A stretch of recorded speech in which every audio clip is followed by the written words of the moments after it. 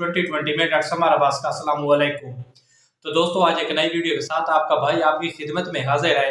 और दोस्तों आज की वीडियो बहुत ही ज़बरदस्त होने वाली है और एक ऐसी बीमारी के बारे में है जो बीमारी आजकल के माहौल में बहुत ज़्यादा हो चुकी है।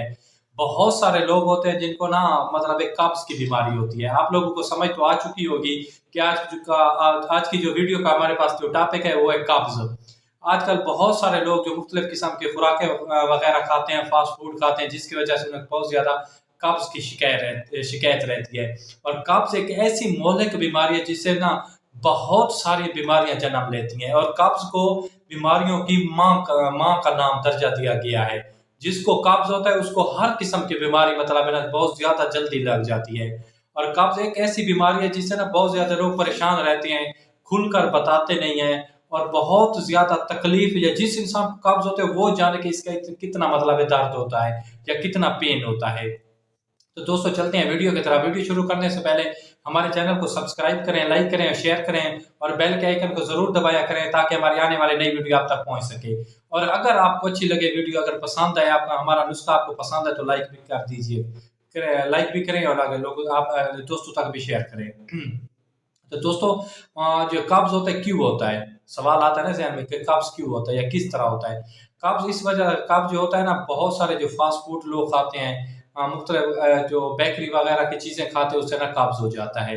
इस वजह से ना जिस इंसान को कब्ज़ होता है उसको चाहिए कि वो ना ज़्यादा से ज़्यादा पानी पिए।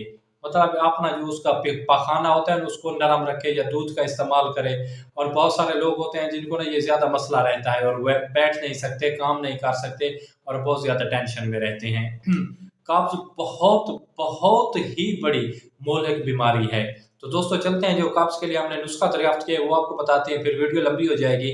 क्योंकि कब्ज़ जो होता है ना ये आंतों की खुश्की की वजह से होता है। आंतों में ना जो होता है ना वो रतूबत होती है, वो ख़त्म हो जाती है जो ना पखाने को मुलायम और नरम रखती है। और वो ख़त्म हो जाती है, पखाना खुश्क हो जाता है, इंसान जाता है, ज़ोर लगाता है, तकलीफ बहुत ज़्यादा होती है, लेकिन मतलब है ना जो पखाना खुश्क हो जाता है ना वो बाहर नहीं आता। इस वजह से हमने एक नुस्खा दरियाफ्त किया है। इंशाल्लाह आपको बहुत ही अच्छा लगेगा। इंशाल्लाह आप वीडियो पूरी देखें और नुस्खे को आप नोट फरमा लें। इसके लिए आपको चाहिए कि 2 से 3 चीज़ें, ज़्यादा नहीं चाहिए आपको। सबसे पहले सौंफ चाहिए, पानी घर में वैसे दस्तयाब होता है, इसके साथ काला नमक और नींबू चाहिए, कुछ ज़्यादा नहीं चाहिए। और इसको जो बनाने का तरीका है, आपने करना क्या है कि 2 गिलास पानी एक आपने देगची में डाल लेना है और उसको गर्म करना है। जब वो हल्का गर्म हो जाए तो उसमें आप 1 चम्मच सौंफ डाल देनी है। ये जो सौंफ होता है ये बहुत ज़्यादा मुफीद होता है जिगर के लिए, मतलब बहुत ज़्यादा मुफीद होता है, गैस के लिए बहुत ज़्यादा मुफीद होता है। आपने उसमें डाल देना है और उसको इतनी हद तक गर्म करना है कि जो सौंफ का है ना मतलब सारा उसमें ना हल हो जाए। सौंफ उसका जो पानी का है वो मतलब है ना सौंफ जो सारा पानी निचोड़ के ना इसमें आ जाए, पानी में आ जाए। 2 गिलास पानी है, आपने इतना गर्म करना है कि 1 गिलास रह जाए। फिर आपने ना उसे साफ का मतलब कपड़े वगैरह से या किसी छानी से साफ करके पानी को एक बोतल में रख देना है। और उसमें आपने इसके साथ आपको हाँ एक चीज़ हम तो भूल रहे हैं, इसके साथ आपको कस्टोल ऑयल भी चाहिए। कस्टोल ऑयल पंसार स्टोर से आराम से मिल जाती है। नीम गर्म गिलास हो उसमें आपने 1 चम्मच कस्टर्ड ऑयल डाल देना है।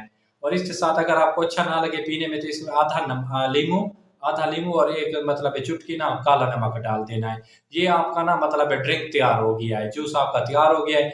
आपने इसको ना डेली बेस पे इस्तेमाल करना है। इसको इस्तेमाल आपने कैसे करना है, आपने सुबह-सुबह खाने से तकरीबन आधा घंटा पहले 1 गिलास इस्तेमाल करना है। और ये इंशाल्लाह आप उसका तकरीबन 20 से 25 दिन तक इस्तेमाल करें। इंशाल्लाह ताहयात हमेशा के लिए आप इस मुसीबत से निजात पा जाएँगे।